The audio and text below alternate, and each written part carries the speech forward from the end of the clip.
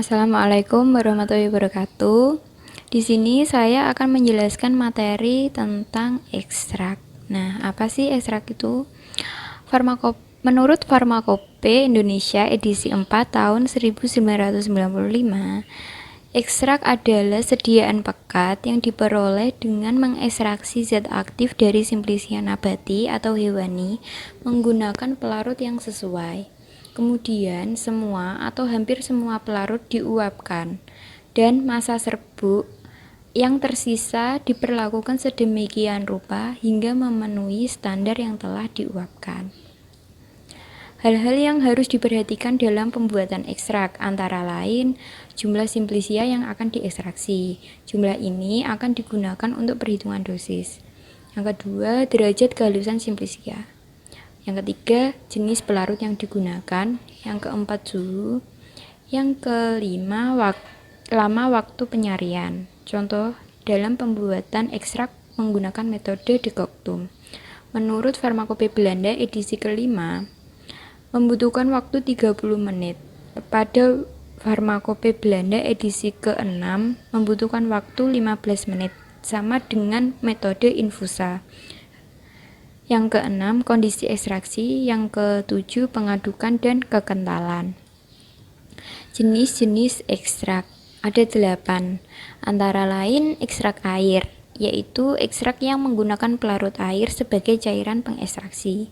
Yang kedua, tinktur, sediaan cair yang dibuat dengan cara maserasi atau perkolasi.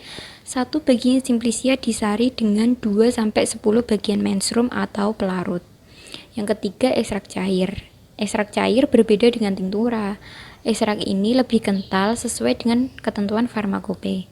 Nah, menurut Farmakope Indonesia edisi ke-3 tahun 1979, hasil akhir dari ekstrak cair dengan penyari etanol harus didiamkan di tempat sejuk selama 1 bulan.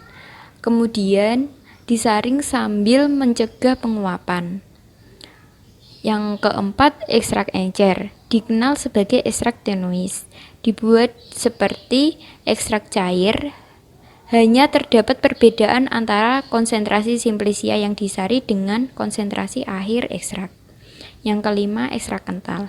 Ekstrak kental pada suhu kamar apabila hangat tidak berbentuk cair. Dari ekstrak cair yang diuapkan bisa ditambah bahan lain yang inert, dextrin, laktosa, dan lain-lain. Yang keenam yaitu ekstrak kering, dari ekstrak cair yang dipekatkan dan dikeringkan. Yang ketujuh, ekstrak minyak, dibuat dengan mensuspensikan Simplicia, beberapa perbandingan dan derajat halus tertentu dalam minyak. Yang ke-8 yaitu oleoresin, merupakan sediaan yang dibuat dengan cara ekstraksi bahan oleoresin dengan pelarut yang sama seperti etanol dan etil asetat. Proses ekstraksi. Ekstraksi adalah proses penarikan senyawa kandungan kimia yang dapat larut sehingga terpisah dari bahan yang tidak dapat larut dengan menggunakan pelarut cair. Tahapan dalam pembuatan ekstrak atau proses ekstraksi antara lain penghalusan atau pembubukan atau penggilingan Simplicia. Yang kedua, ekstraksi tanaman obat. Yang ketiga, pemurnian misel. Yang keempat, pemekatan misel atau pemekatan ekstrak. Yang kelima, pengeringan ekstrak. Jenis metode ekstraksi ada 3, ekstraksi dingin, ekstraksi panas, dan destilasi uap. Ekstraksi dingin biasanya digunakan untuk bahan atau senyawa yang tidak tahan terhadap panas.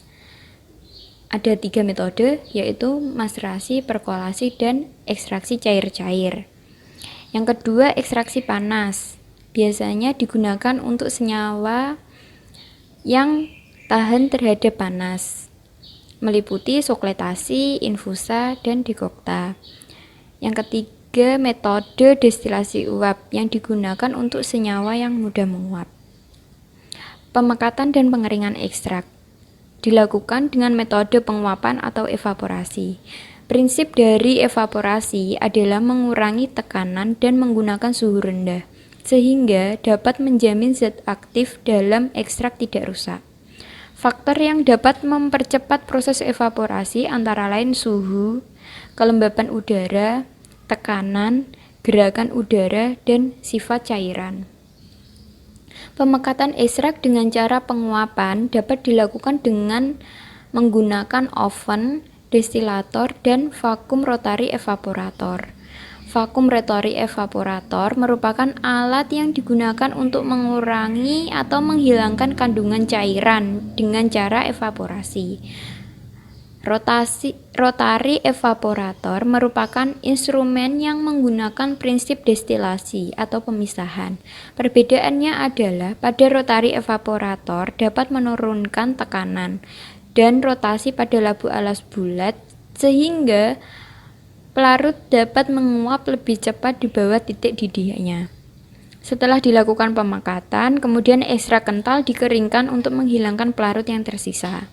Proses pengeringan ekstrak secara umum dapat dilakukan dengan pengeringan evaporasi, pengeringan vaporaso, pengeringan sublimasi, dan pengeringan konveksi.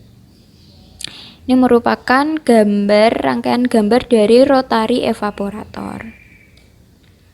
Parameter mutu ekstra ada dua, parameter non-spesifik dan parameter spesifik. Parameter non-spesifik meliputi susut pengeringan, bobot jenis, kadar air, kadar abu, sisa pelarut, residu pestisida, cemaran logam berat, dan cemaran mikroba. Cemaran mikroba dibagi menjadi dua, cemaran mikroba dan cemaran kapang kamir aflatosin.